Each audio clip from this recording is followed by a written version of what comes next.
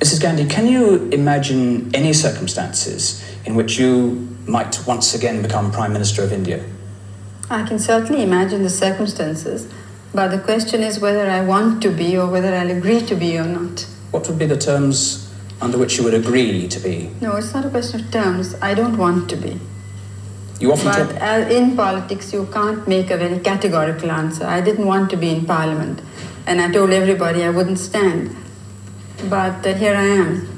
What do you think the Indian people saw in you? Did they feel that you had a particular sympathy for their cause? What made you the figure that you are in their eyes? It's what I've done for them. It's what they've seen that I've done. And yet they booted you out in 1977. Well, I think booted is a strong word. We were defeated. But within less than a month after the defeat, they were coming back to me because there was such a very sustained malicious propaganda that people were taken in by it. When people like your own parliamentary spokesman describe you as the woman to whom the gods have entrusted the destiny of India, what's your reaction? Oh, I haven't even heard this phrase. I don't know who's used it. Do you regard that kind of phrase as a meaningless extravagance? Yes, and in India, most speeches are full of this. If you see the addresses that are presented to anybody, not me, anybody at all, you will be full of phrases like this. Do you ever feel that you have in any way abused the trust that the Indian people have put in you? Certainly not. I'd like, obviously, because that's a question directed towards the state of emergency, which you declared in 1975, when you gave yourself very great powers, and you explained, if I'm right, when you wrote to the President requiring the permission to carry out the state of emergency, information has reached us which indicates that there is an imminent danger to the security of India. What was the precise nature of that danger? I'm afraid you can't say anything with great precision. But you talked to your people of a deep and widespread conspiracy of which you were sure they were aware. What conspiracy? Well, it's obvious, isn't it, now? The whole subcontinent has been destabilized. But this was internal upheaval you were warning. No, it was both. It was supported from outside. But you required the special powers on the basis of internal upheaval. But no, the question was, had it been only internal with no foreign interference, one could have dealt with it in a much easier way. But you didn't even mention, with respect, well, you didn't mention. No, why should one mention everything? No, one doesn't mention everything at any time. Why should one?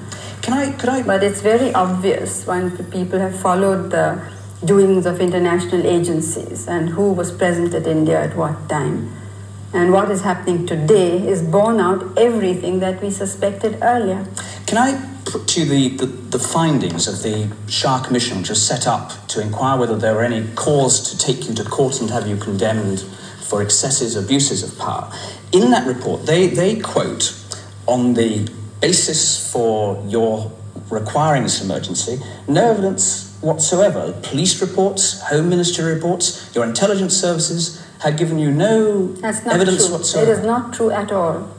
What had they given you? What had they told you precisely? It's not a question they're telling me. I'm Prime Minister. I have the business to know. And all reports do not come through police. They come through other heads of other states and very many other agencies. But they also had given those reports. How did Justice Matthew know, for instance? Why? And many other people who spoke at that time. This report is an entirely prejudiced, one-sided report. They've completely ignored whatever people had to say on the other side. Most of the people who have given evidence are government servants whose whole livelihood and future depends on what they said here. Do you not respect Justice Shah? He was, after all, a former Chief Justice of India, Supreme Court judge? Who had expressed himself very strongly against me and my policies before being appointed. What had he said? He had made speeches against us. Recorded speeches against you? Well, not me personally, but against our policies. And he appeared against us when we, there was in fact, the Parliament wanted to impeach him at one time. Did he not? It's not the reality is that he found against you in the courts on one occasion. I don't think he was in the court against But he opposed bank nationalization very, very strongly too. And it's after that that he's been speaking continuously against me and my government. Mrs. Gandhi, was it mere coincidence? And I don't think that in any other country they would appoint, or even in India, there's seldom been a case where somebody who's known to be anti has been appointed to inquire against that person. In fact, at the same time, another judge was approached. But because I had superseded him, he refused to take up these things because he said that people would not think he was fair. Mrs. Gandhi, was it mere coincidence that at the same time the Allahabad High Court had said that you could stay in office as Prime Minister provisionally, but had found you guilty of electoral malpractice, and that therefore there was a serious risk that you would not be able to remain Prime Minister? Was that just coincidence that this came at the same moment? It was not a coincidence. Because you weren't the trying opposition, to escape from that, I mean. No, how does it help me to escape? Now, if I wanted to remain Prime Minister, all I had to do was to listen to the party bosses. They would not have wanted me out at all. I would have been Prime Minister for life. But you were disbarred from holding office under the findings of the court. No, yes, but on what issues? And if you look at your own newspapers, they all said they were very trivial issues. Mrs. Gandhi, I must ask you, did you not concoct a threat to the survival of the state in order to ensure your own survival in power? I'm sure that's a very rude question, and it's entirely baseless. There's nothing at all to base it on.